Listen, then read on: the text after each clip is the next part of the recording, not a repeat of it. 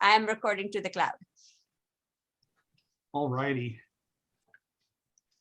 I'll get my speaking voice hat on or something to that effect. All right, so this is section 3. It starts on page 66 of the art resource guide. And I have a missing picture here. Oh, well.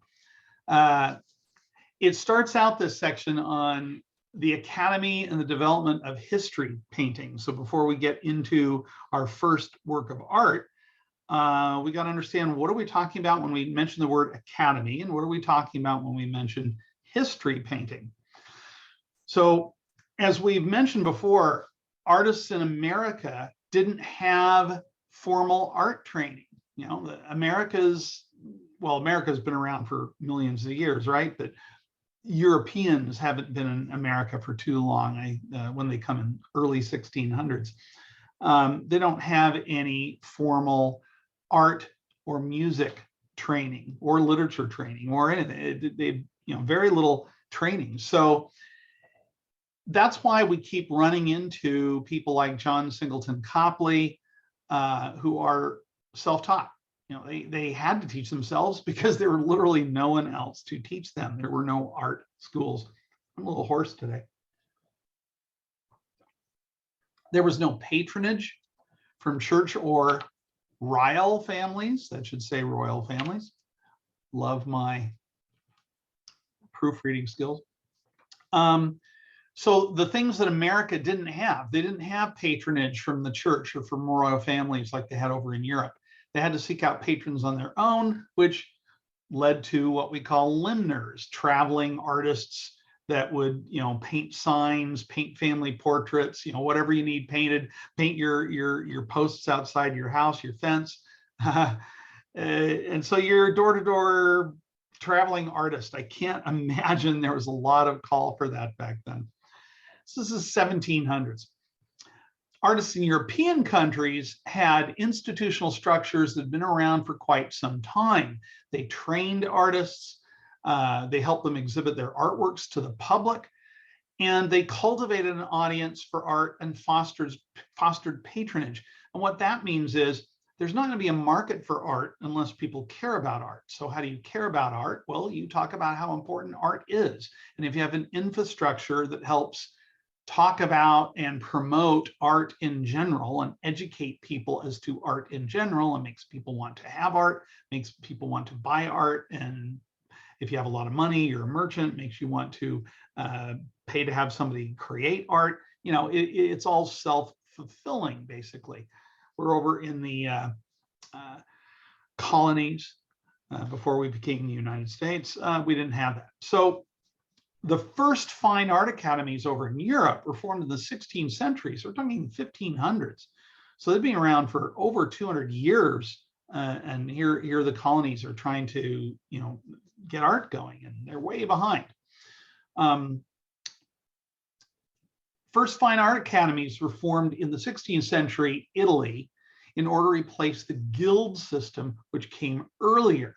Guild system was before the academies were formed. And the guild system, that's one of our vocabulary words, it's a group word there, was an association of craftsmen that provided training and helped regulate both the quality and pricing for artisans.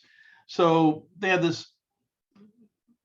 they had rules in the guild system, but I imagine it wasn't quite as codified, and it wasn't as, certainly wasn't elite yet. The academies make it more elite.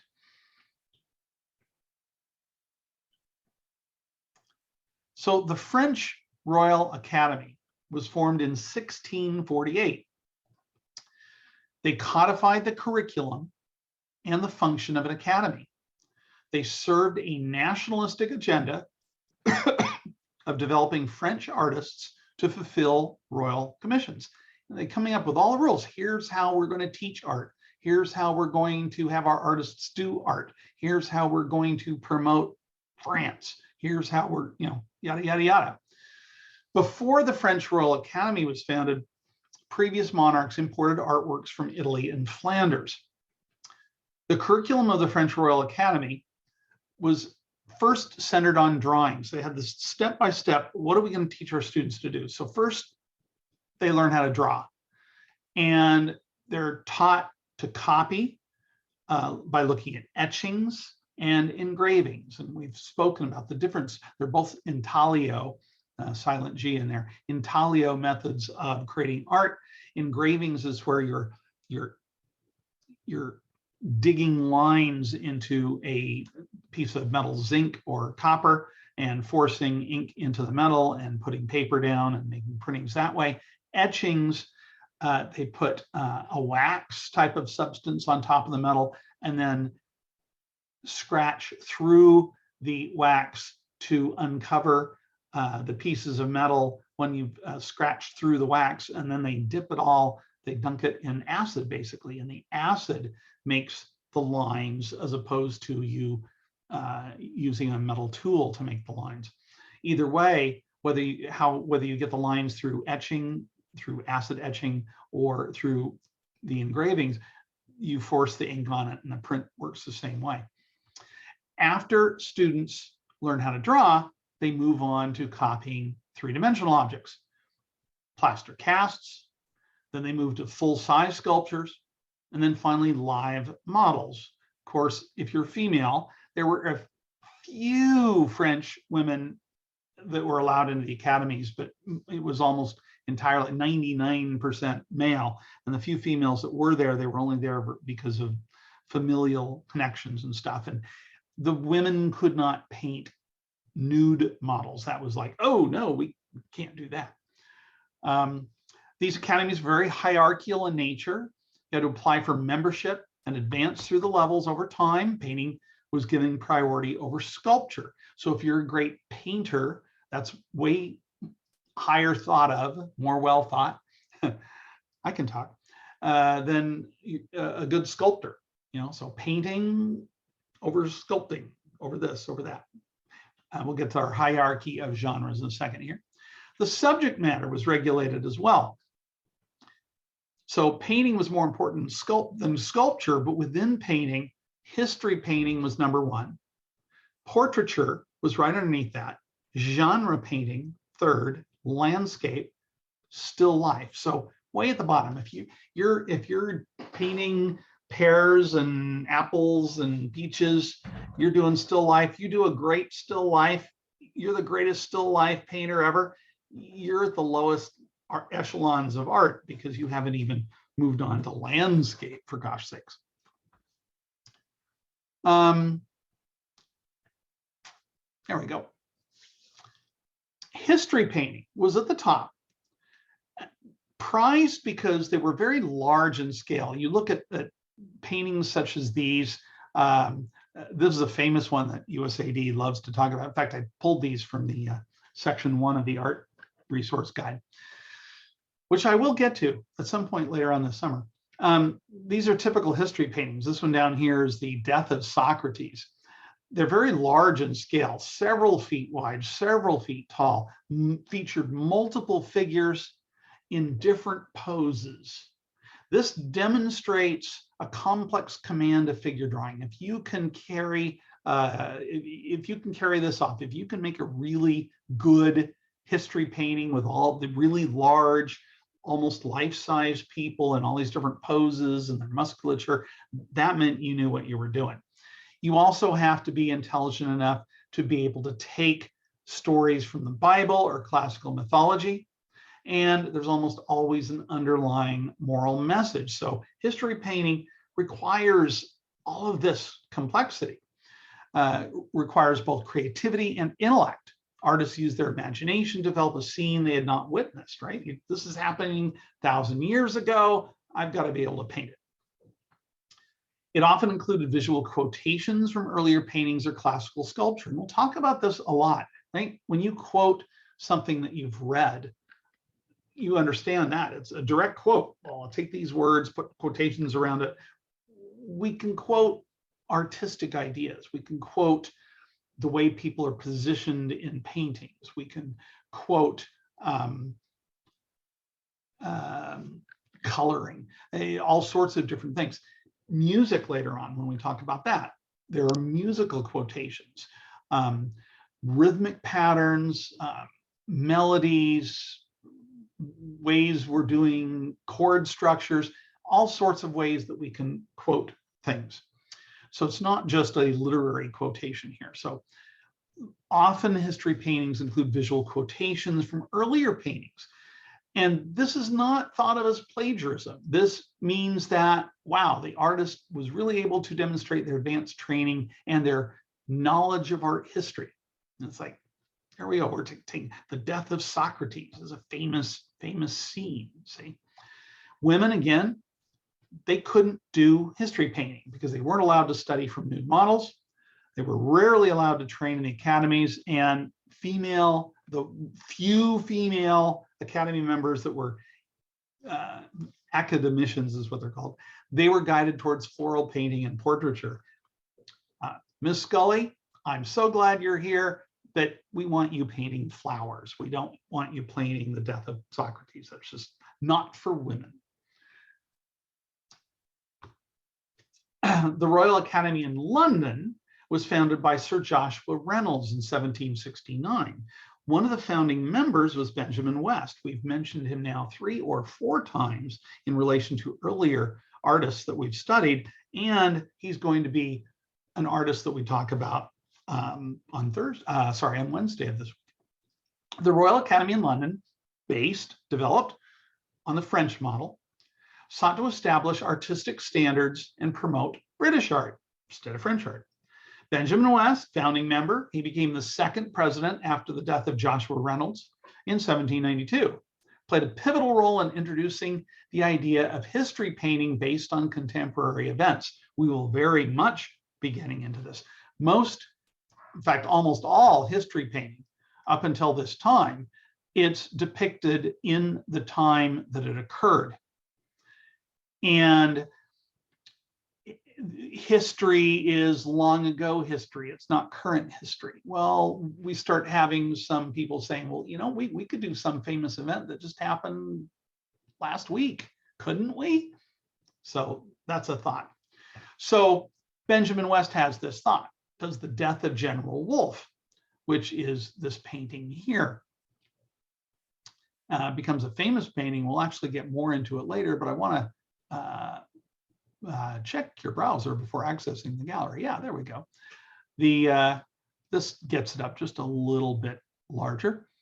And the death of General Wolfe, there are a lot of liberties taken with this, but what you'll notice is they're done in what for the time was contemporary uniforms. To us, this is 200 years old.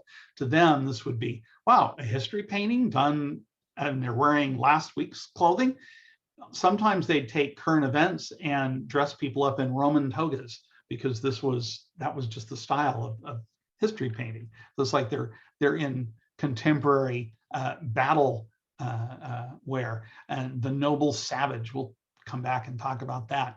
It takes liberties with the sky. It's very dark and stormy, and yet this battle, it wasn't dark and stormy. So it's not a great way to represent reality. In fact, reality probably didn't look anything like this. We'll get into this painting later, a little foreshadowing. But it's quite fascinating how we do things. This is the Battle of Quebec, which I think Ms. Scully talked about last week. So he paints this, and Battle of Quebec was just 11 years ago. That's fairly recent. Pose, gesture, and expression ranging from stout reserve to tears eloquently tell the story. Unusually, West added carefully observed details, the contemporary clothing and weaponry to anchor the scene in reality and connect to his audience. His goal was not to persuade viewers of the literal truth, but to move them to emulate Wolfe's self-sacrifice. So it's just some ideas of what we're doing here. Here we go. So history painting as moving up into the almost 19th century. So French Royal Academy, which was created first in 1648, it was dissolved after the French Revolution. Royal patronage receded in importance. Academic model continued. I was trying to find there's a famous painting of a guillotine and I couldn't find it. That's going to go here later.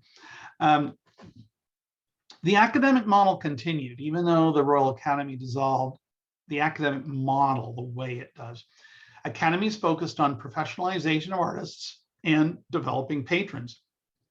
Okay, if we're not going to get royal patronage, why aren't we getting royal patronage after the French Revolution? Because we're cutting all their heads off.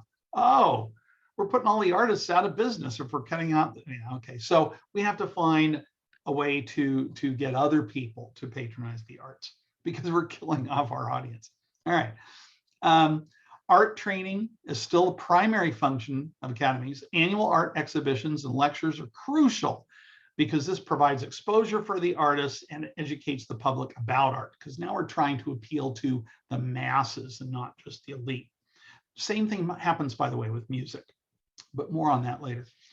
In the United States, artists recognize the need to establish an institutional support system.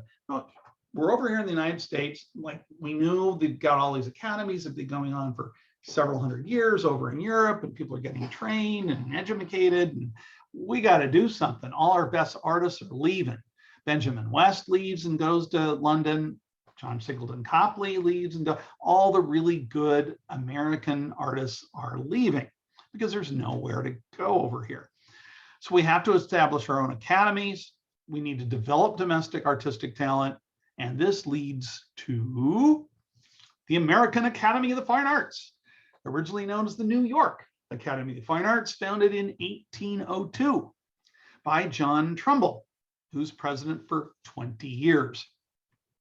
This is a painting by John Trumbull, The Death of General Warren at the Battle of Bunker's Hill. Trumbull's history paintings did a lot of different Revolutionary War paintings, and it's like used to be all the textbooks. If they had a picture of a Revolutionary War scene, it was Trumbull's picture. Okay, these great paintings, again, huge in scale, history paintings. History painting and study of classical models were promoted at the American Academy of the Fine Arts, but it was too conservative for a lot of the younger painters that are up and coming. So John Trumbull's great, but he's a boomer. And so all the new young artists formed the National Academy of Design in New York City around 1825. So this is like 23 years later. And all these new artists, and they specifically mentioned Samuel Morse, Asher Durand, Thomas Cole. We've studied all these guys at one time or another in the past in Decathlon. And they're doing this to promote the fine arts in America through instruction and exhibition. Well, I'm sure that's what the first group was doing too. It's like, hey, they have the same, what's the term? The same, oh my gosh.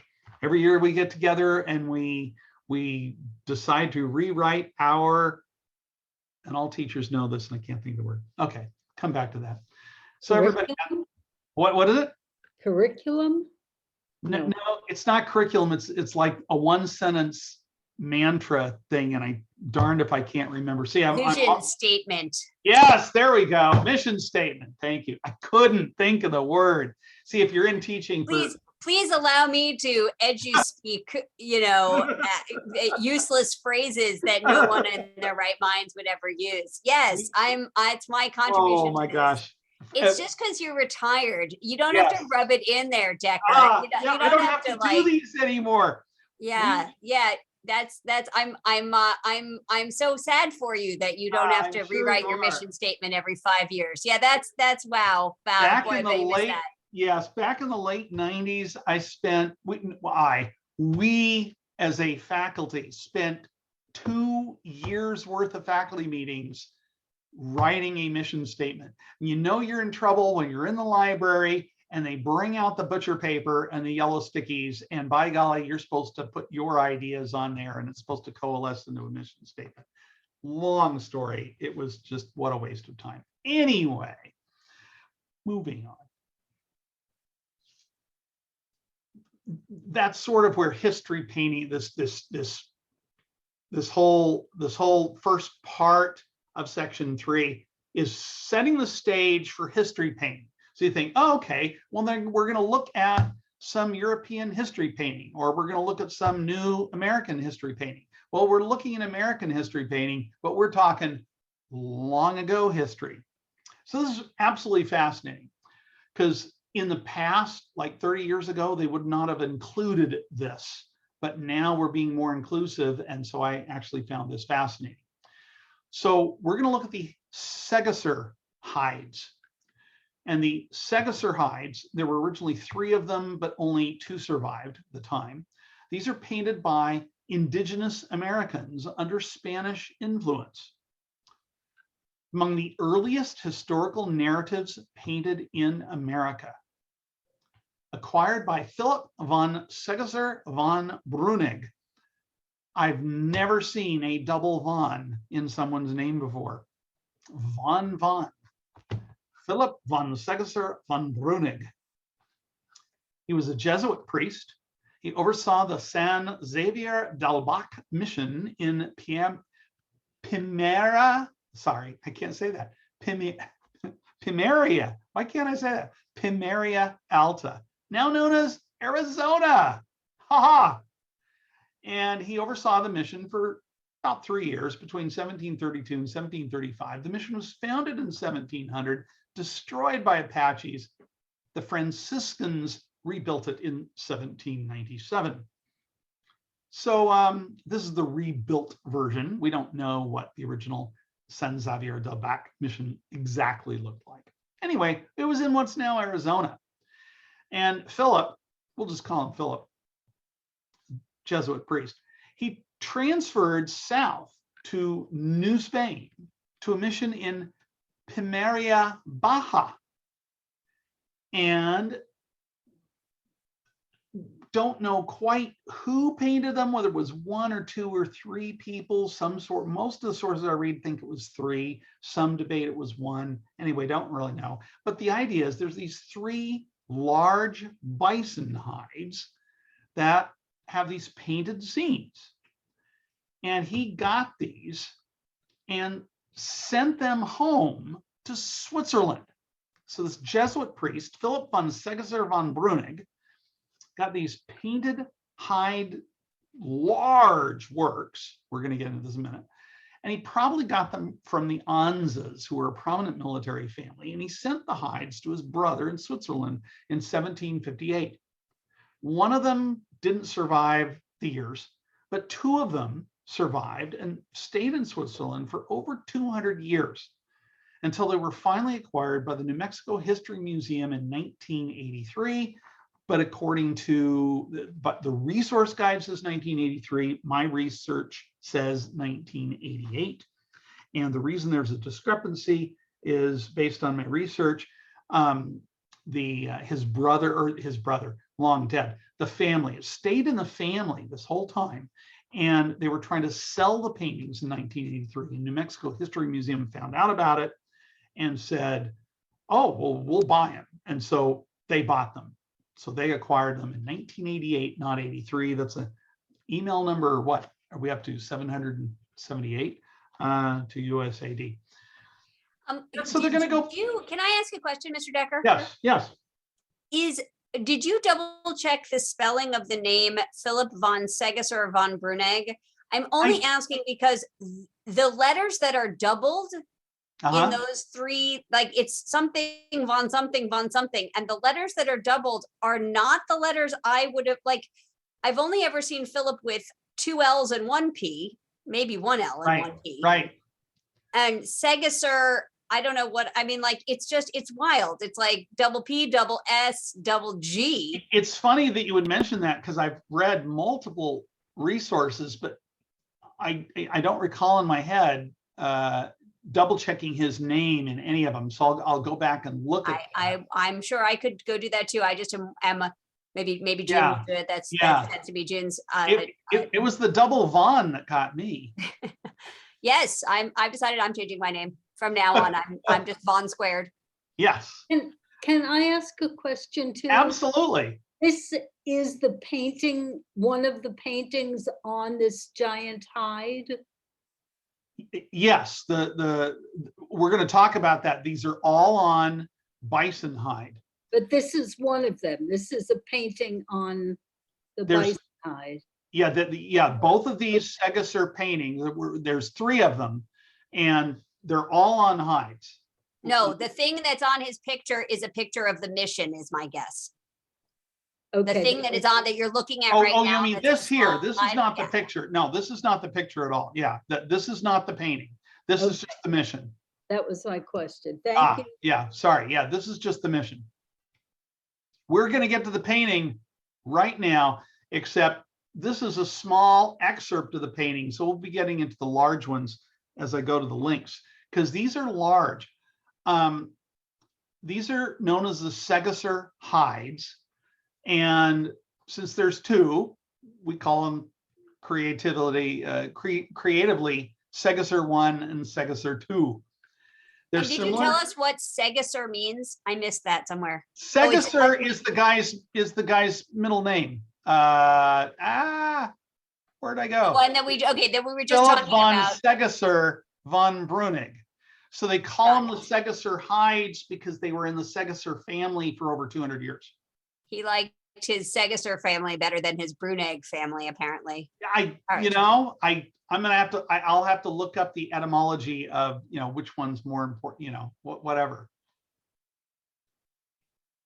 That I don't know. Boy, more things to look up.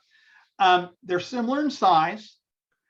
And just like over in Europe, they're like tapestries, but they're not woven tapestries. They're hide, but they're done similar to tapestries in the fact that they have these borders, these sort of flowery borders that they have over in Europe. They don't tend to have over in indigenous art.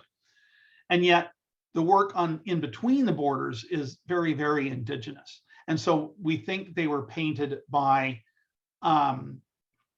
Native Americans in a workshop that were sort of trained in the European style, but incorporated their own Native American Indian or indigenous peoples storytelling. Anyway, jumping ahead here.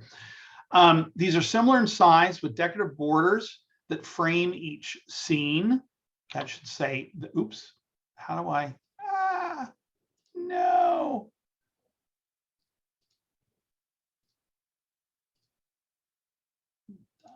That. I know, I should fix all this later, but it bothers me. Each is made, they're all intended to be displayed together with Segesser 3, which no longer exists. Each is made of 3 large rectangular sections of bison hide, sewn together with sinew, painted with naturally occurring pigments, and they depict armed conflicts between native people and Europeans. I'm going to talk about this and then I'm going to click on different things. Segesser 1 might show a skirmish near El Paso, Ciudad Juarez, date and location uncertain. The reason why they don't know as many details about Segesser 1, and the reason why we're specifically studying Segesser 2 in the Art Resource Guide, is that Segesser 1 has a section missing from the interior part that would perhaps tell us more about the location and the actual battle.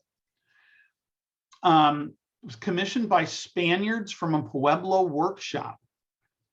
Segesser 2 is 17 feet long, meaning wide, a panoramic image that fills an entire wall, much like the woven tapestries depicting battles decorating palaces in Europe. What comes to mind is the Battle of Hastings, which is a large woven tapestry in a castle. Here's here's the Segesser 2 full tapestry. It's quite large. And we're going to be talking about the Loup and Platte rivers in Nebraska. And the reason why they know what battle this is it's actually amazingly detailed as far as how many of which type were there and different things like that, and the costuming. And we're gonna zoom in on different pieces. There's some other videos I want to show, but there's some indigenous peoples with white and red polka dots and some with white and red stripes.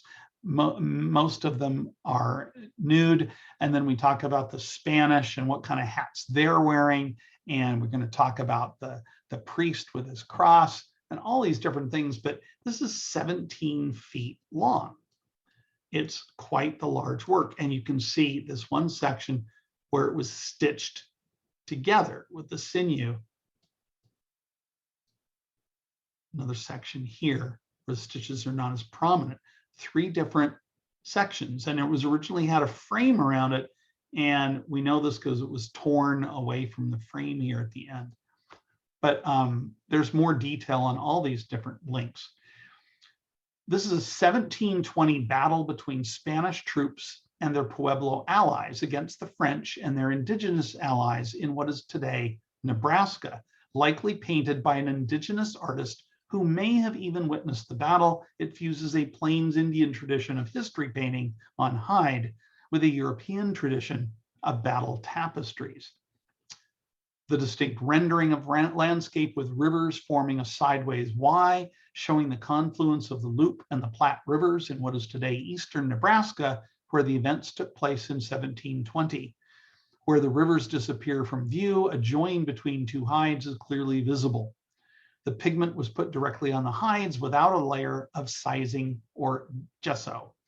The elaborate painted frame of flowers and arabesques up the top and the bottom was also a convention of European woven tapestries, which the painters here may have used as inspiration.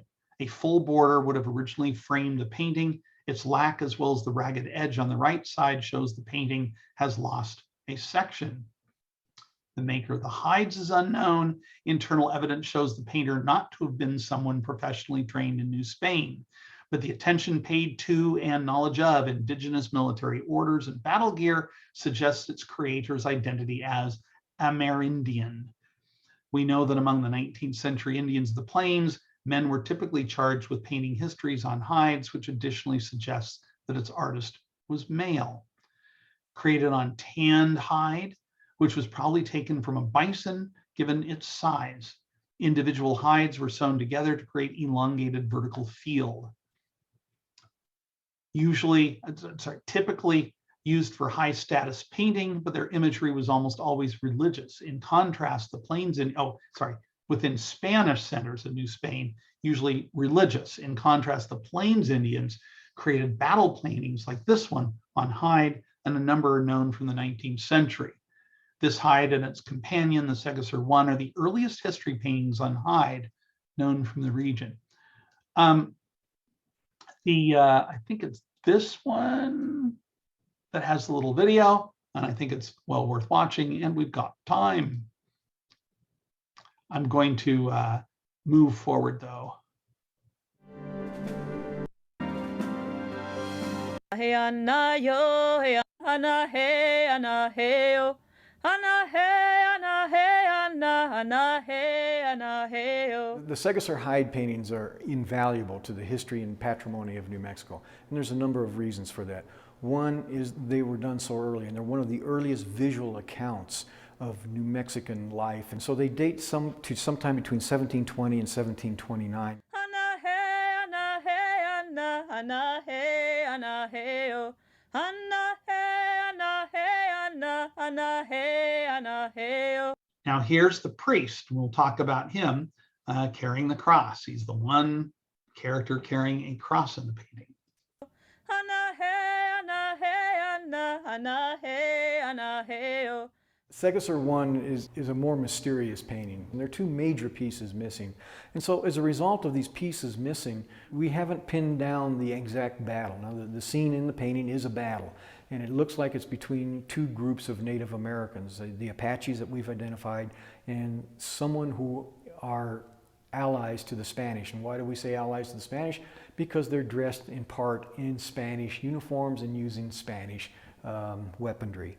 The faces are Native American, but one of the people on horseback is completely dressed in Spanish outfit with the Spanish epaulets, as an officer. It looks like he has feathers on his head, but what it is that there's actually a helmet, and he's attacking on horseback, in full kind of leather armor, you know, the horse is covered and everything, and then behind him come others. And it's almost, you know, textbook European strategy of attack, an array of attack. And so the main army will be behind them. And we don't know who's in that main army, and that's the big question. Anna hey Anna yo, hey Anna yo, hey Anna yo. There's a mesa in this, and on top of the mesa are these women and children who all have these happy faces, and from the way their hair's done up and everything, we can tell those are Pueblo Indians. Again, this is Segesser 1, not to be confused with Segesser 2, which is the one we're specifically studying, but I thought it was important to see both. And so they're probably captives of the Apaches, and the people attacking the Apaches are there to release the Pueblo captives. Dicen que las golondrinas y un bolido pasan el mar. Dicen que las We know from Segesser 2, for example, the battle, the Villa Sur battle, we know from descriptions of the battle from the survivors what happened in that battle. And it's all been pieced together by all this testimony, but the painting itself has it all there. And so it's almost eerie in the accuracy. Battle itself was important in that it was a battle over territory between France and Spain and Europe. They went to war, and so of course the colonies got to fight each other. And there was this big fear in Mexico City that the French were going to send an army into the Spanish Empire through the Illinois country into New Mexico. And so the governor here had to send an expedition, actually 2 of them. This was the second one, and find the French, and they didn't find the French, but they heard about the French, and then they were ambushed in the confluence of the Loup and Platte River in Nebraska, present-day Nebraska, if you can imagine. A full third of the soldiers in New Mexico were killed in that battle. Anna hey Anna yo, hey Anna yo, hey Anna yo. And then there's the final stand, and the final stand is probably the most obvious thing in the focus of the painting. And those are the guys that all died. And what they're doing, they're in a circle almost back to back. If you look close at the faces, each one is individualized. There's everything from ecstasy to despair. Anna hey Anna hey Anna, Anna hey Anna hey oh.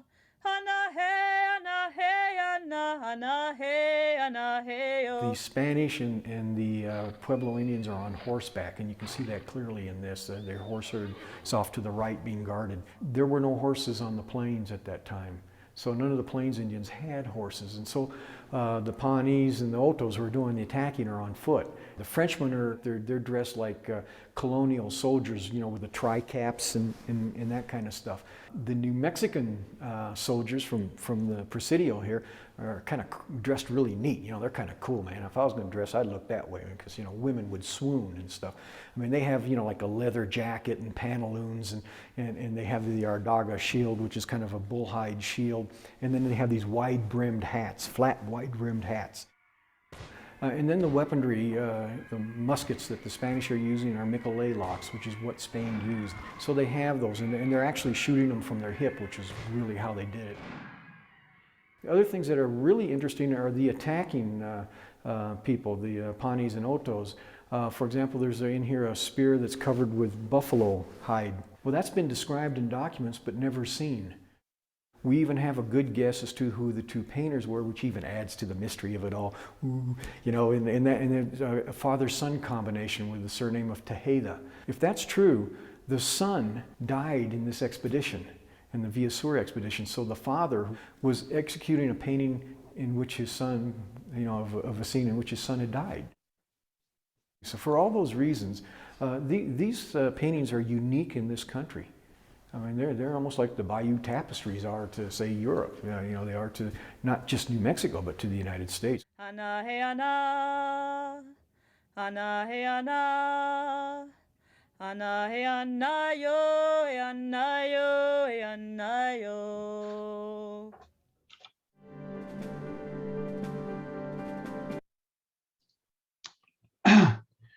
So the section, this is a direct copy from the art resource guide. Now remember, we're covering the entire 17-foot work. This is just, we're not just studying what they give us in the art reproduction booklet. So people have to remember that. But it is interesting that it's centered on the one priest that we're going to talk about in a little bit, holding the cross. It also mentions, and you don't see it in here, but you do see it in the video that you just saw. One of the men was half white, half blue. One of the Indians. Anyway, we'll get to that. You can find out more information about Segesser 1 and Segesser 2 by following those two links. Segesser 2 depicts a known historical event, and he just detailed all that in the video, and I will re-go over certain things. This is a picture from Segesser 1, I think. Anyway, Battle of Spanish troops and allies, 1720, in a region now known as Nebraska. Governor Antonio Valverde y Cosio of the province of New Mexico sent Spanish forces into the Great Plains due to French traders infiltrating the area. And infiltrating meaning they were setting up shop and immigrating to and making homes, and so in France and Spain are at war. So there you go. So the governor hoped to establish a new outpost in the plains for the Spanish Empire. He sent Pedro de Villasuer, went northeast from Santa Fe, moved through Kansas into eastern Nebraska with 40 Spanish troops, 60 Pueblo soldiers, 12 Apache guides, and 1 Spanish priest. Set up camp near the confluence of the Loup and Platte rivers. They were attacked in their sleep, according to the resource guide. According to everything else, they battled the next morning. They were ambushed, but they weren't attacked in their sleep. But getting attacked in your sleep sounds a lot more dramatic, so they're sticking with it. Attacked in their sleep by Skiddy Pawnees and Oto warriors. And in the video, he mentioned the Pawnees and the Oto. There are various different types of Pawnees. And so the packet does mention they were Skiddy Pawnees, and it gives links to both. They lived in the area, and there were allies of the French. All in all, 10 Pueblo soldiers, 10 of the 60 were killed. It says in the packet 36 Spaniards were killed, so I made that 36. You can do the math. Only 4 Spaniards were left alive. Villasuer, the leader, was one of them that was killed. Survivors lost all of their trade goods and supplies, and they were forced to return to New Mexico in defeat. And again, if you want to know more about the actual historical event, I've got the link up here, and it gets to the Segesser Hide paintings, and it talks about more of the detail as to what exactly happened. Hide Segesser 2 depicts a disastrous 1720 rout of Spanish troops, and it gives a little bit more detail, part of the trek, but also the fact that it was August 13th, 1720. We know Pawnee and Oto Indian allies illustrated throughout the painting by their painted and unclothed bodies and shaved or close cropped heads. They ambushed the Villasuer party. The painting also includes 37 French soldiers identified by the European style clothing, wearing conical hats, well, tricone hats, coats, breeches, cuffs, and leggings, firing long arms at the Spanish military expedition.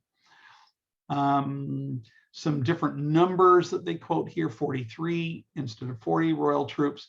Catastrophe for New Mexico. Casualties amounted to 1/3 of the province's best soldiers. This is the important paragraph here. Interestingly, oral and written accounts of the battle do not mention French soldiers in the area of the encounter. Several Villasuer survivors reported a volley of musket fire, but in the confusion, they did not know who was attacking them. It's possible the French traders took part in the ambush, but there's really yeah, the French were there. They're in the painting, but they're not in written accounts of the actual battle. Governor Valverde y Cosio, perhaps in an effort to defend the actions of Villasuer, reported 200 Frenchmen had fired, supported by countless numbers of Pawnee allies. In other words, if you're going to lose a battle, it's better to lose to a horde of Frenchmen, than well, there were 20 guys that ambushed us in our sleep. So you got to make it, hey, those dirty Frenchies. All right. So again, more details. This is the kind of stuff they're going to test on. Spaniards with rifles. These are what are depicted in Segesser 2, 17-foot long hide tapestry, if you were. Spaniards with rifles, wearing brown wide-brimmed hats, grouped together. Most of them grouped together in the center. You can see some of them right here. It's funny, the excerpt they give us is not even one of the three sections. It's part of one section, and you can see a sinewy tied together and another section here. So the main group of Spaniards is here. There are some other Spaniards. Well, the priest is with the Spaniards, so it's funny he's not in the center. Grouped together, encircled by the enemy. Spaniards with rifles, brown, wide-brimmed hats. Grouped together, encircled by the enemy. Sleeveless jackets made of several layers. It mentions the Pueblos had these sleeveless jackets made of several layers as well, and the several layers were to help prevent arrows from piercing several layers of leather. One hooded man wearing a cross, Father Juan Minguez. The packet does not mention him by name. I do. She's shown blessing the injured and dying. He didn't make it. I don't see that in the picture. In fact, if you go to this, there's a, we can zoom in on this picture. If I linked it correctly, which I think I did. Yeah. You can zoom in here. Is he blessing the wounded and dead? I just see him kind of standing there holding the cross.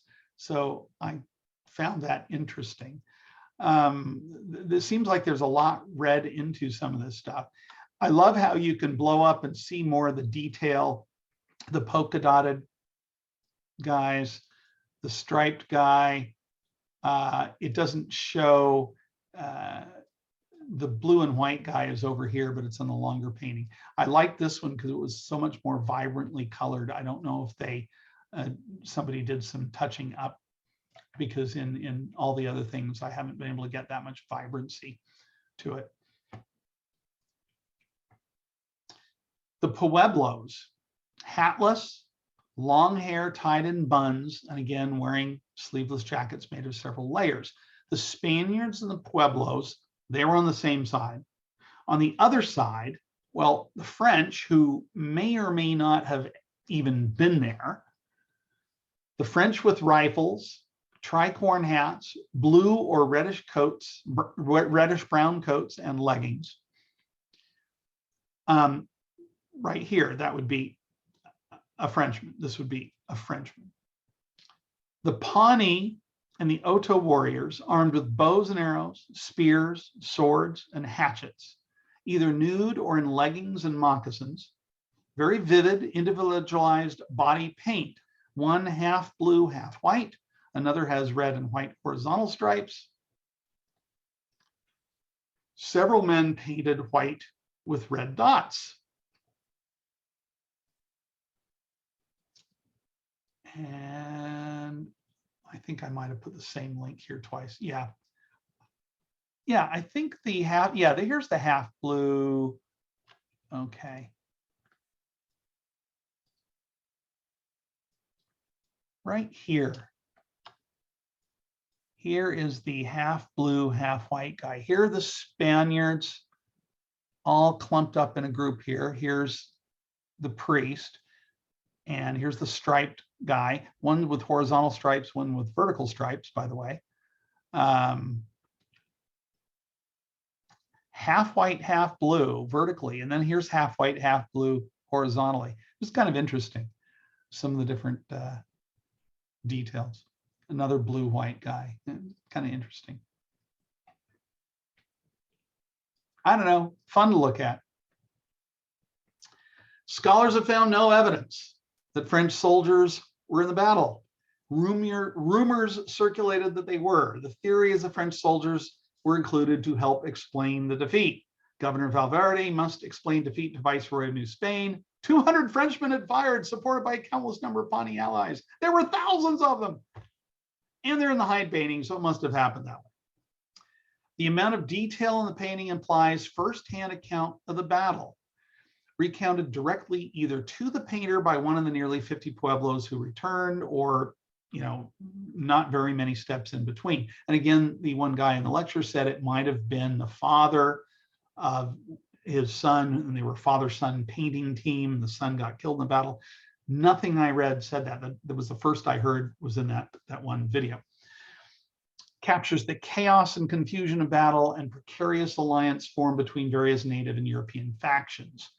In the painting, foreshortening is used, and foreshortening is the overlapping of figures in space, naturalistic depictions of human forms in profile. We don't have a lot of 3D, limited use of spatial perspective. Segesser 2 figures do show more sophistication compared with Segesser 1. A little bit more fully formed, but I wouldn't call these three-dimensional. This, is thinking, well, what are these Pueblo Indians? The Pueblo Indians are in northeastern Arizona, northwestern New Mexico today. The Hopi Indians, the Zunis, lots of different types of Pueblo Indians that would live in kivas, or their civic center would be in kivas and the sweat lodges. And so the Spanish sort of taken over the area, and the Pueblo Indians, in order to not be extinguished, had to learn how to survive, basically. And so they're doing things the Spanish way to survive, so they're not extinguished. Anyway, Spanish employed Pueblos to manufacture goods for export to southern markets in New Spain, like clothing wagons, decorated hides, known as reposteros, which were painted by Pueblo artists in workshops. One or more indigenous persons painted both of the Segesser hides, likely Pueblo, but maybe Tlaxcalan or Tarascan. If both hides were painted by one artist, it is likely Segesser 1 was painted first, because Segesser 2 was painted by a more experienced artist based on the art. Indigenous artists likely drew upon European drawing conventions, which were introduced by the Spanish, which is very common for European trained Spanish artists to oversee workshops of native artists. And that is my lecture, and I finished before 5. I thought I would just barely make it.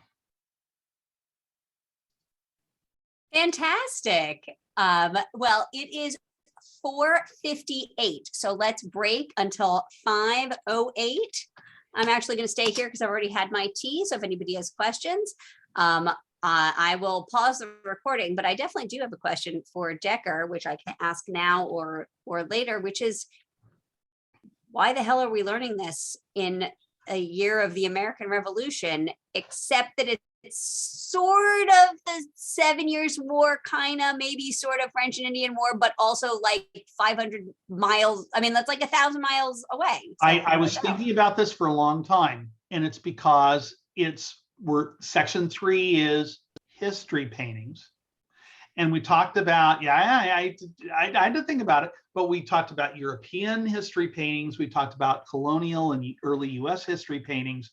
Well, this is indigenous history paintings, and it's literally the earliest history painting that we know of created in the area. So it's a history painting. I guess it's the American Revolution and the new nation. Right. So I think that's a stretch. Well, they had to stretch the hide before they painted it. All right. All right. We'll see you guys at 5:08. I will still be here. 5:08 ends the break. Thank you for reminding me to redo that. I appreciate it. Good catch, Mommy. Okay, so like I was saying, I was going to try to power through section 2, and then I cannot. I cannot. I not of the can. It is just, woo, man. There's a lot of battles, and they just are like battle. So, here we go. A little reminder, I think I'm not playing the whole thing. The Continental Army suffers through a brutal winter at Valley Forge, but holds together. Discipline actually improves due to the training regimen implemented by Baron von Steuben, a European officer who lends his expertise to the cause. It is one of the war's greatest displays of American determination. In the wake of the American victory at Saratoga, France signs an alliance with the United States and declares war on Britain. Threatened by the French fleet, the British abandon Philadelphia. Washington pursues them across New Jersey. On June 28th, Washington attacks a British rearguard at Monmouth, New Jersey. Although the battle is inconclusive, the winter training at Valley Forge has paid off. The Continentals had stood firm against British regulars who continue their movement to New York. Throughout 1778, Washington maintains pressure on New York City. The countryside between the armies becomes a no-man's land of spies, foraging parties, and skirmishes. Unable to make headway in the Northeast, British strategists shift their focus to the southern colonies, where a guerrilla war had raged since 1775. They are banking on the support of Southern loyalists. In December, the British establish a foothold by capturing Savannah, Georgia. Months later, French troops join the Americans in an attempt to recapture Savannah. But the Allies suffer severe losses and are unable to retake the city.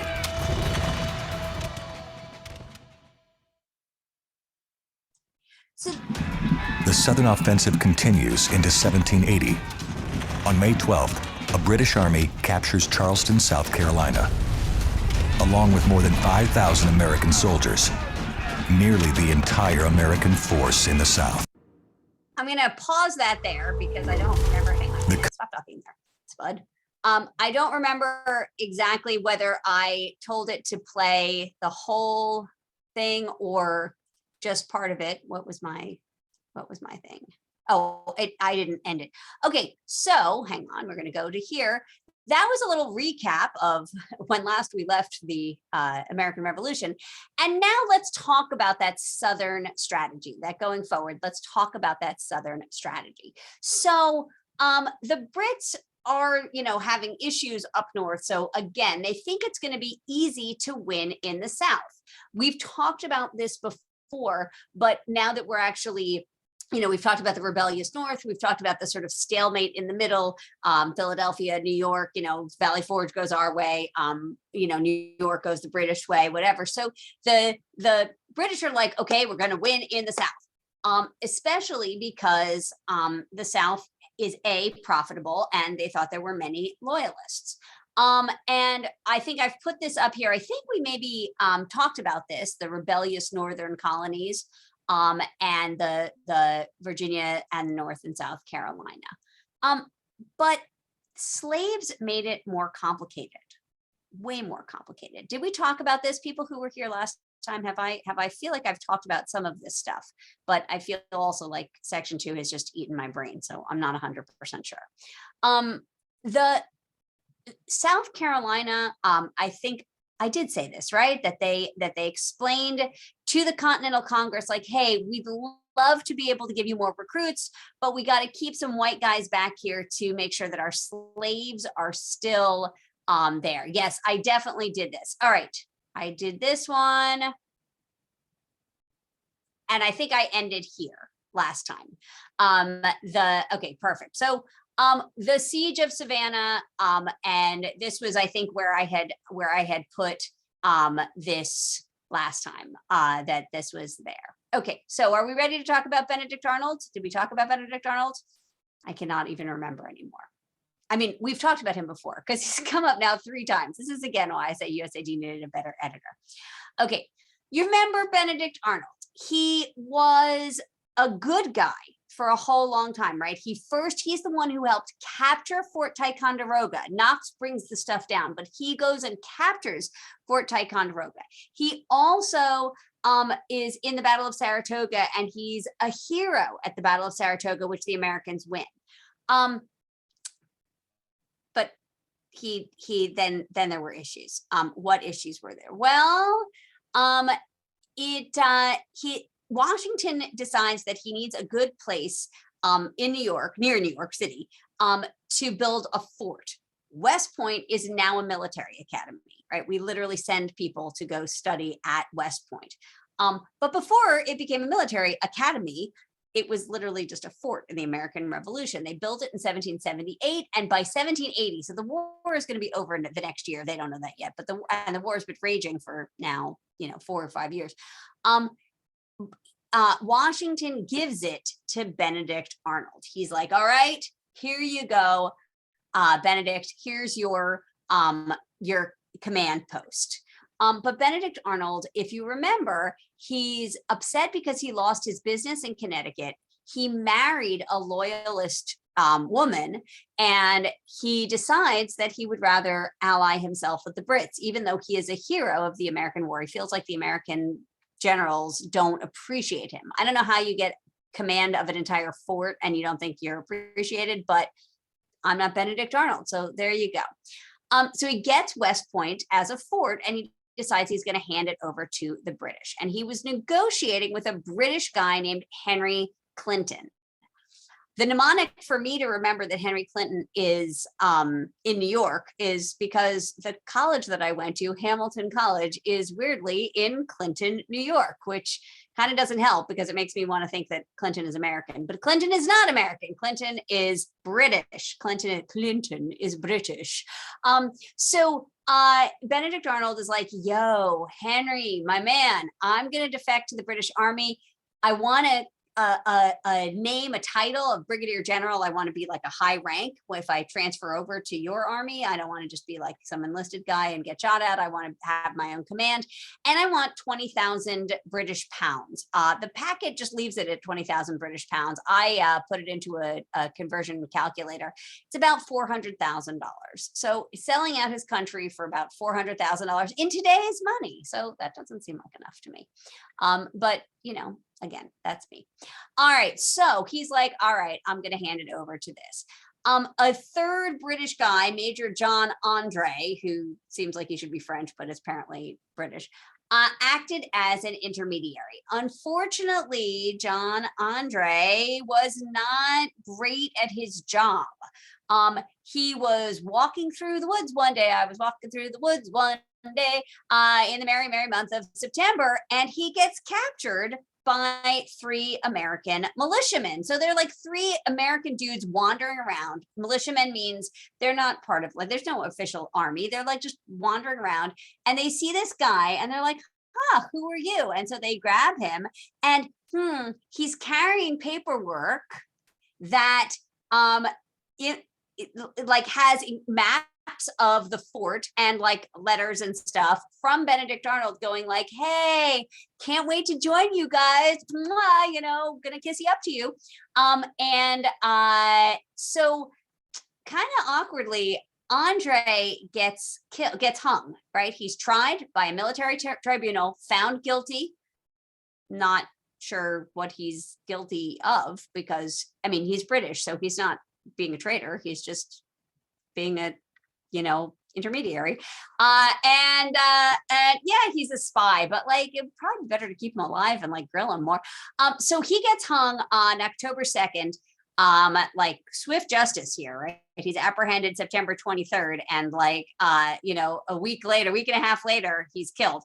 Benedict Arnold, boom, gets away scot-free. He goes to Virginia, he becomes a brigadier general, and he ends up leading raids in Virginia and Connecticut because, of course, he's American and he like was born in Connecticut or whatever. He had a business in Connecticut, and so whatever.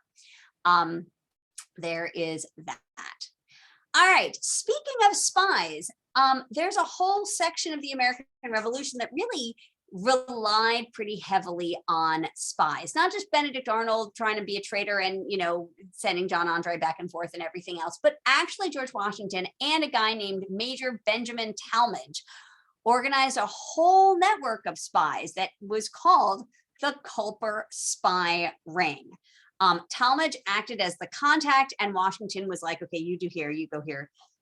you go here. So they kept their ear to the ground. I don't know if you know that phrase, but it literally comes from when people were on horseback, you could put your ear to the ground.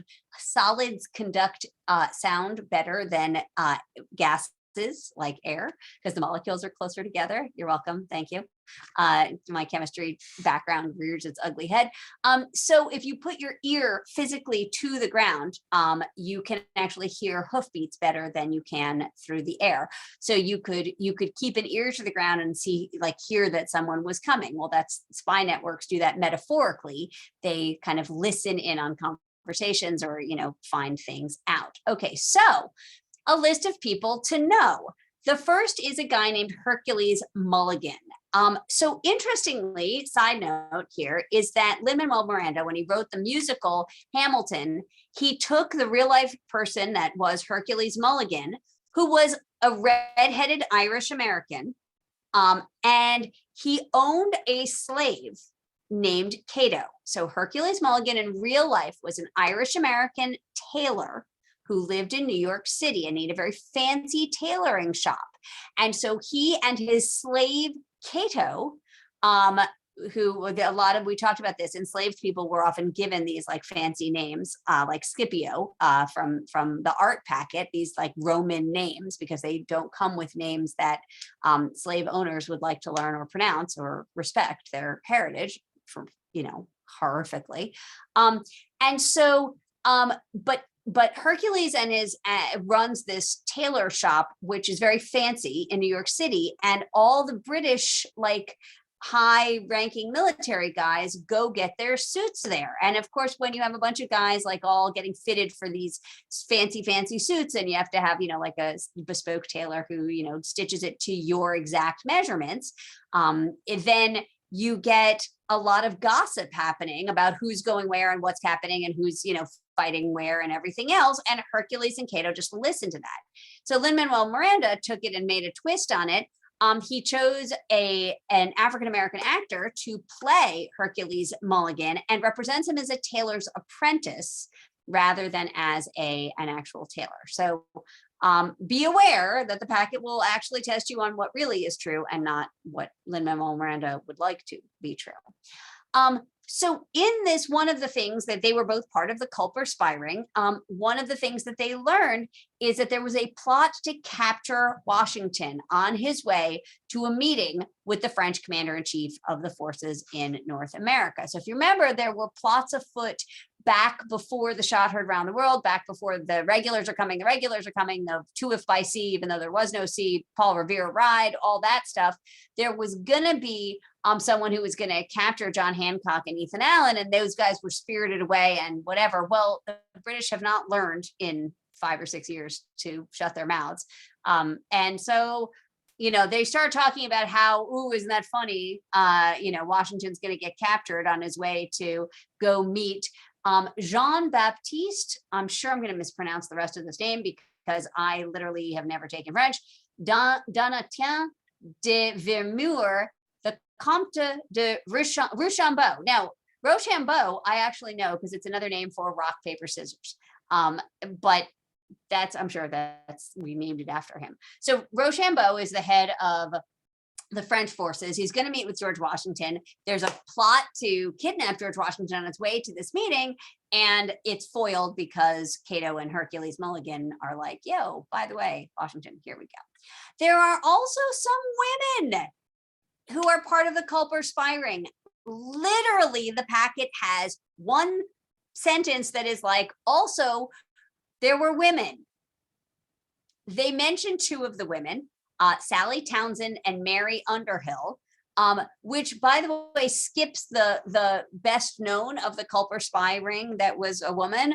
If you Google like Culper spy ring women, like I forget what her name is, Annie something or another, but she's not mentioned in the packet, so unclear how this happens. And the packet says, and many other women. So this is the first, it's like on page 30. It's the first time we're hearing about a woman, and this is basically, I can just tell you, there's Sally Townsend and Mary Underhill, and they're just married to other spies.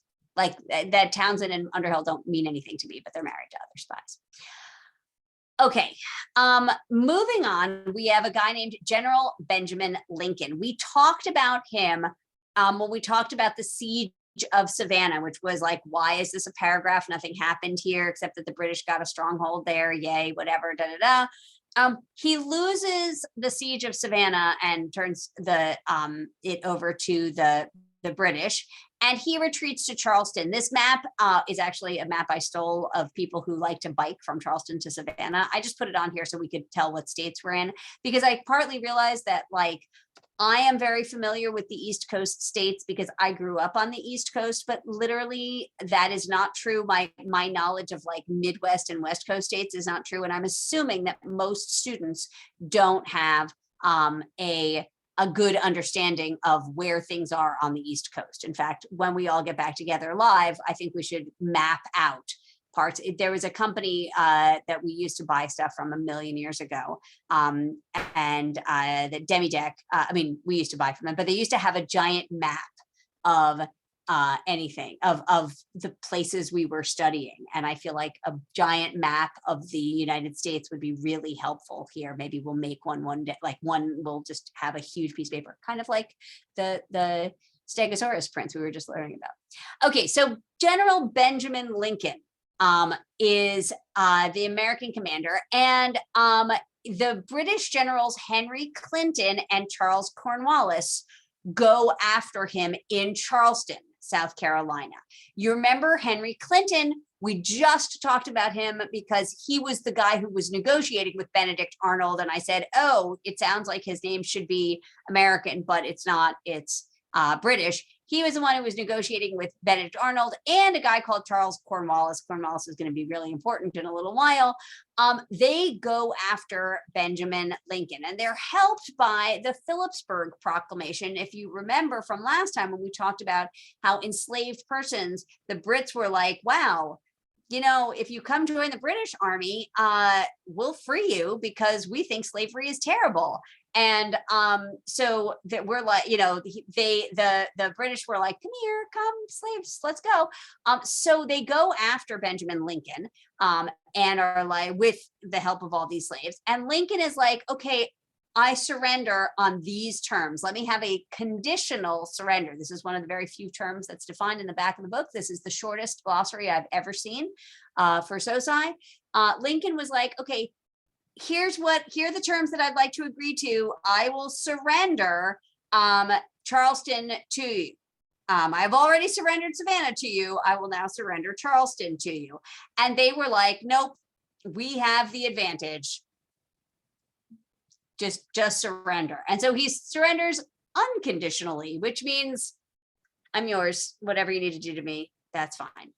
May 12th, 1780, the British got 5,000 prisoners of war. It basically destroyed the entire Continental Army in the South, and Clinton goes back to New York, which again, to me is really funny because Hamilton College is in Clinton, New York. So I spent many years in Clinton, New York. But basically, Lincoln loses two different big giant Southern American cities.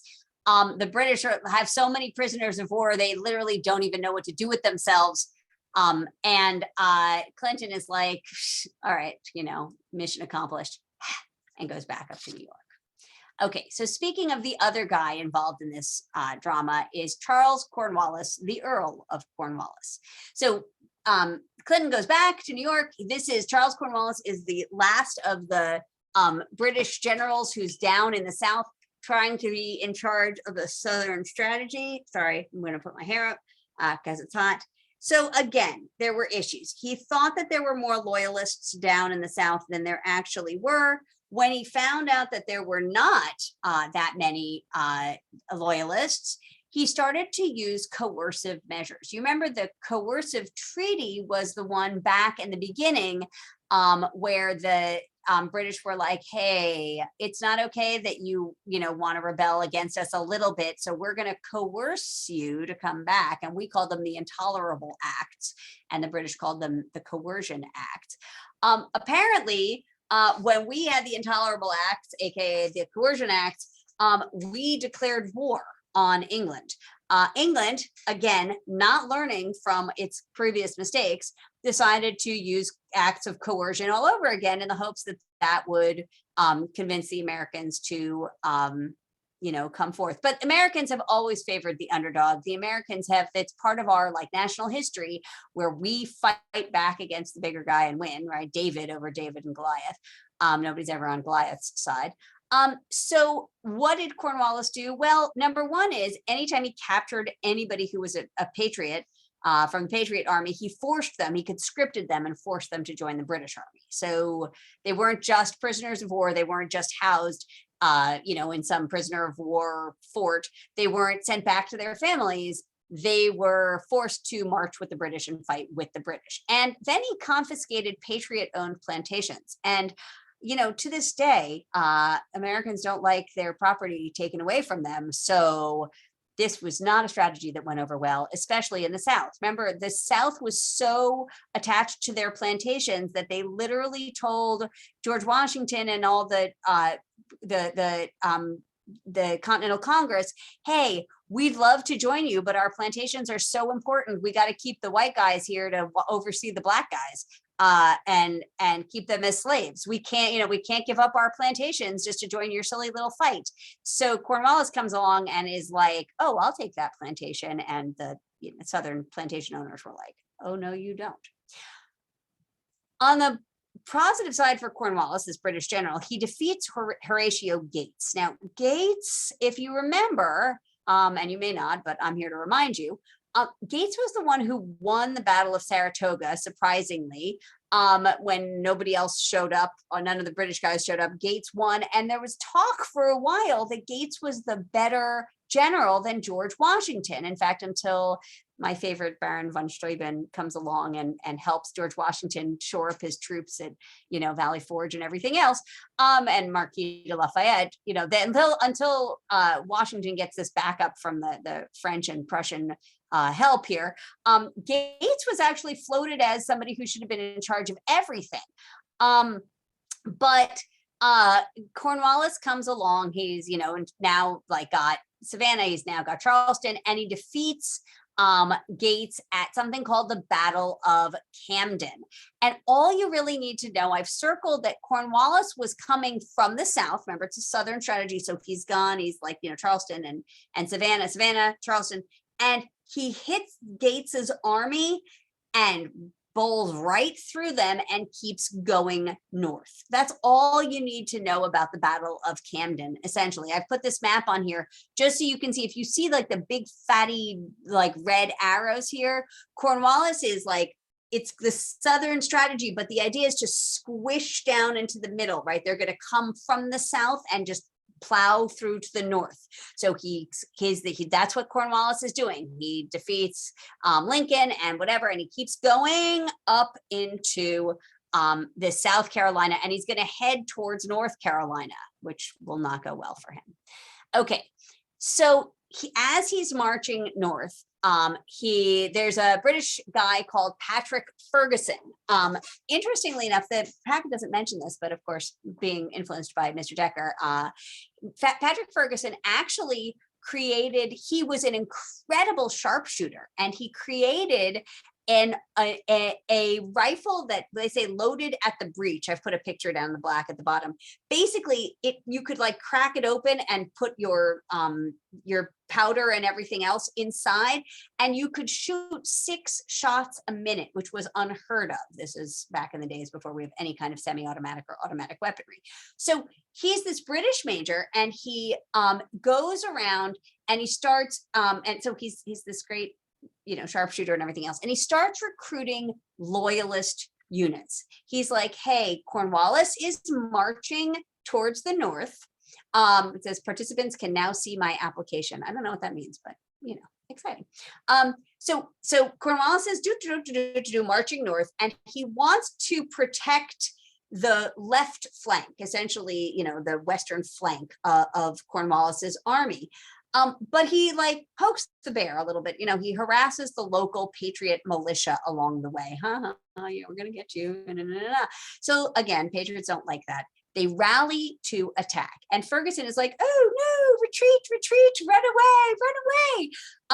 And so Ferguson tries to retreat to Cornwallis, but instead the Patriot militia catches up to Ferguson in a place called Kings Mountain. And they don't go into the details of this, but I think if you look at this bottom left picture, you can see in 1 second what happened. So here's Ferguson is the red guys, and you see how there are blue guys all around Kings Mountain? Problem for the red guys. So literally, I heard the first time on American soil that the Americans essentially attacked from all sides. So the Patriot militia basically surrounded the Loyalists. The Loyalists held the high ground, right? That's a strategy. We've seen that at Bunker and Breeds Hill. We've seen that this is part of the playbook of British warfare, is to be on high ground and shoot down. But the Patriots, surrounded the mountain, and they practiced their little guerrilla warfare tactics of hiding behind trees and sneaking up and whatever it is. Ferguson himself died as they charged down the hill in one of the many charges down the hill. And the Loyalists surrendered, right? Because he's in charge of this, Loyalist army that's not fighting for the American colonists. They're fighting for the British. The Patriots ended up retreating. The blue guys left, the Americans left, because they had defeated the little bitty Ferguson army, but they knew that Cornwallis had a huge army. But for the 83rd time, the victory that they weren't expecting ended up boosting morale.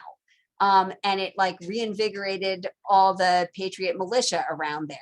Not only that, but Cornwallis gets so many, losses, and has so many prisoners of war that, remember, he's forcing them to join his army and march with him, but you have to control these people don't want to be there. So they're going to desert as soon as they can, or kill other people, or whatever it is.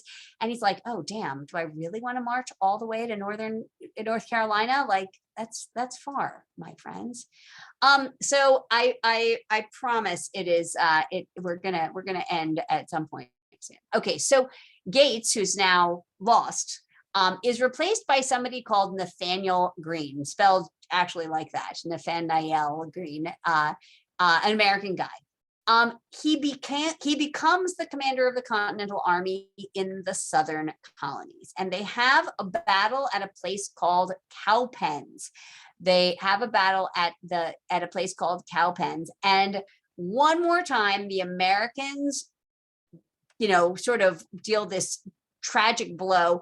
Basically, the British keep officially winning, but not decisively, and they lose so much in the win. It's a Pyrrhic victory, is what we say. It's it's not worth the win almost. So the American guy is General Daniel Morgan, and the British guy is somebody called Colonel Banastre Tarleton. And basically, Cowpens is yet another American victory over here. So these are all going to blend into each other. Once we finish with this section, maybe we will either do the section and we'll make some kind of document that sort of lists the battles and who won or whatever. Maybe we'll make some kind of grid that you can fill in. I can do that in Google Classroom, but I'll have to think about it a little bit. Okay, and coming towards a close, the Battle of Guilford Courthouse. So the British think that they're almost finished here. Yeah, they've had some losses, but they're almost done. And Cornwallis is like, okay, I got to finish up this Southern strategy. So he runs all around North Carolina. Remember, I'm going to back up just for a second so you can see this map. He has literally come from, where are we? Over here. Whoops, no, don't play that video. Don't play the video. So he comes from, this is Cornwallis's route. He comes from Charleston, Kings Mountain, Cowpens, back over here. Oh, first he was in Savannah, Charleston, to Charlottesville, whatever, to Yorktown. So this is hundreds of miles. Remember, everybody's walking, right? So he is literally going through 4 different states. In today's technology, to drive this is a fair pace. Glenn and I, when we went to go look at colleges, we started in where do we fly, to Charlotte? And and we drove up here. It's a 6-hour drive to drive up to Washington, DC. It's a 6-hour drive in a modern car. So if I was walking it, I would not be walking it. That is a problem. That is what I would say. I would not walk it. So, okay, so Cornwallis is like, okay, I'm gonna run these, whatever. His army was, needless to say, exhausted and had no supplies and everything else. And right, they're like raiding the local areas to even just get food and everything else. So this American guy, Nathaniel, spelled weird, Green, attacked. The battle lasted 90 minutes, which is like 5 seconds in battle and world. It's like, that's like a goes in a heartbeat. There are sieges that last for months in other places. This battle was over in 90 minutes. For the 843rd time, this was yet another Pyrrhic victory. The British won the battle, but they're going to lose the war, essentially. They lost as much as 27% of their total force. When the people back in London heard about it, the British Whig Party leader, Charles James Fox, was like, oh my God, another such victory would ruin the British army, which is such a great line, right? Yes, they won. And if we win again like that, we're all going to die. After the battle, Cornwallis like goes back to the coast, and he thinks that the British Navy, which is the strongest Navy in the world, is going to be able to resupply him at the coast. So he goes towards Virginia, which is even farther north, and raiding farms and plantations. And he's like, if I can just settle in the coast somewhere, I can get restocked and we can finish this off. Finish him. Okay. Cornwallis is in Virginia. Okay, getting ready to get restocked. His compatriot, Clinton, was in New York. So the other British general is up in New York, like far away, not helpful at all. George Washington and his buddy, the French army guy in charge of all the whole French armed services that are helping us out, Rochambeau, right? Rock, paper, scissors guy, Rochambeau. They hatch a plan. They pretend to act as if they're going to retake New York City back from the British. So they take their soldiers on a 300-mile hike down south of New York. Whatever. They go there and they start running like maneuvers. And of course, because spy networks are active in both directions, the British are like, ooh, what's happening here? Oh my God, I think they're going to retake New York. I think they're going to retake New York. Instead, but wait, there's more. So Clinton is like, oh crap, I better get ready for an attack, right? Because Clinton's up in northern New York. So he's like, okay, Cornwallis, listen, this is what I need you to do. Get a base, get yourself settled, refortify, get the British Navy to drop off guns, ammo, food, clothing, shoes, whatever you need, and then march to New York, and we'll meet there and we'll help defend New York from Washington and Rochambeau, who are going to come to this. They think the final showdown of the American Revolution is going to be in New York City. Okay, so Cornwallis is like, all right, I got this, fam. And he retreats to a little town called Yorktown, which is at the mouth of the York River. And all you need to know about Yorktown is that it's on the Atlantic Ocean. And Cornwallis is like, okay, I'm here. British Navy, come resupply me. I've established this little fort right here. And instead, the French Navy comes. So remember, the French own nothing after the 7/9 years war. The French own nothing except for some islands in the Caribbean that they use to make like sugarcane and stuff like that and all this other stuff. All right, that becomes a strategic launch point for an entire like French Navy. So the Americans don't have a navy. We have privateers. We have like pirates, but the French do. They send 28 ships out of their holdings in the West Indies, like off the coast of Florida, commanded by a guy named Francois Joseph Paul, the Count of Grasse, Comte de Grasse. I'm mispronouncing it, forgive me. And they come to the seaboard side. So the Continental Army is coming from the land side.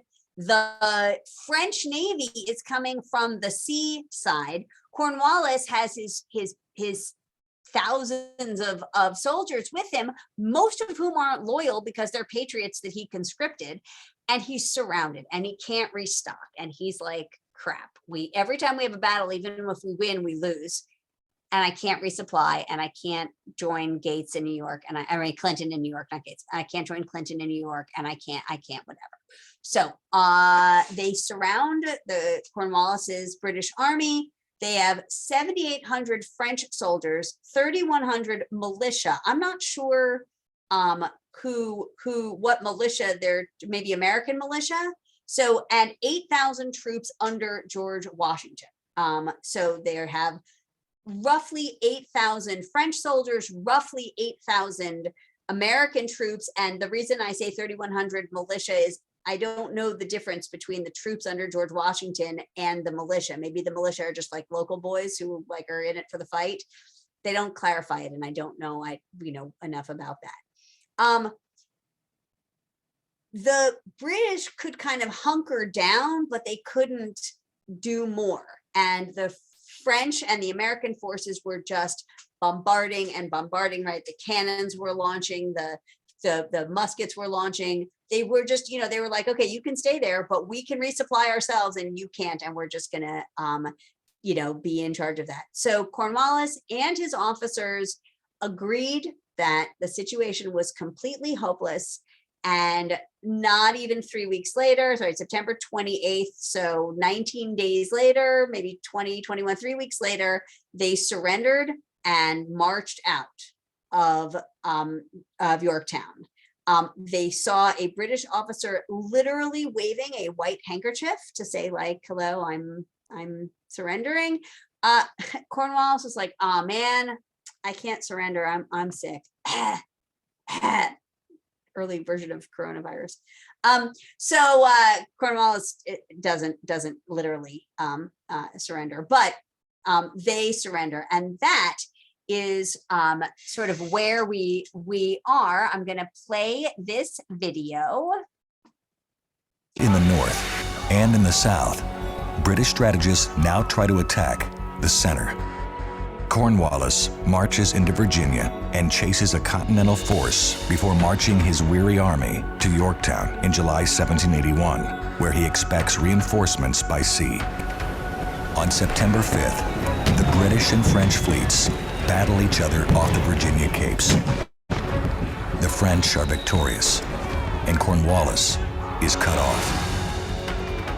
A combined American and French force marches south and lays siege to the British on September 26th. On October 14th, American and French units storm 2 British redoubts. Cornwallis realizes that there will be no reinforcements, no escape. He surrenders. More than 8,000 soldiers, about 1/4 of all British troops in the United States, are taken prisoner. In the north and in the south, Okay. And so that sort of ends the war. Washington returns back to New York, where he will we will learn in section 3 what he does from a political point of view, because who needed that to be part of this discussion. His soldiers were furloughed and sent home. That means that they were released from their terms of service. The officers got half pay, so they are paid off.